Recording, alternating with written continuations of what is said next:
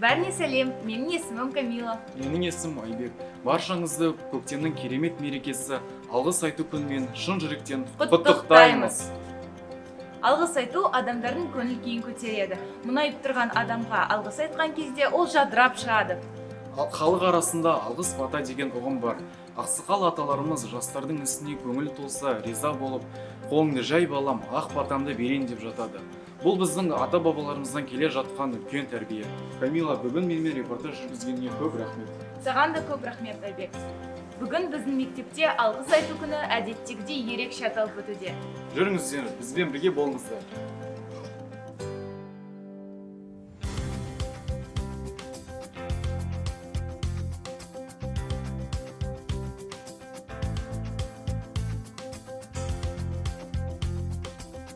Мерейін үстем болсын. Жұлдызың жансın. Несібелі бол.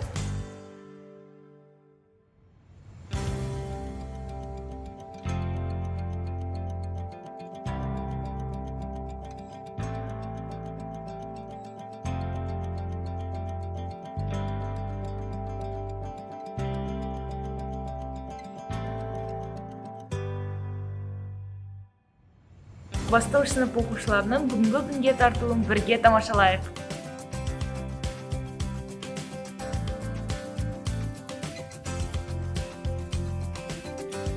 Сәлем, Рамазан, бүгін көңіл күйің қалай? Сәлеметсіз бе? Бүгін менің көңіл күйім өте жақсы, өйткені бүгін көктемнің бірінші күні. Бүгінгі мерекеде кімге рахмет айтар едің? Аталыпты алғыс күні 1 наурыз. Парыз екен бәріне айту алғыс. Өмір берген, жан берген, қуат берген, Аллахыма айтамын мен шексіз алғыс. Ай жарайсың, өркенің өссін. Рахмет саған. Бүгін бізде ерекше күн, қуанышты күн, 1 наурыз алғыс айту күні. Рахмет!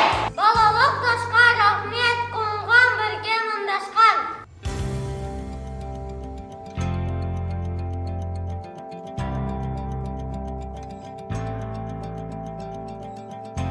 Мың алғыс!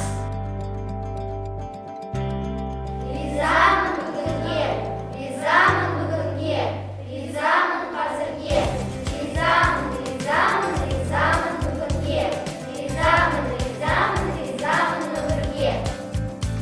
Бүгін менің бірінші алғысымды мектепке кірген кездері алдынан шыққан оқушыларға білдірдім. Ол Күмісбек Медина болды, және Нұрбеттолла Камила болды. Мектебіміздегі алғыс айту күні осылай аталып өтті. Барлық ұстаздар қауымы мен шәкірттерге мың алғыс. Келесі кездескенше сау болыңыздар.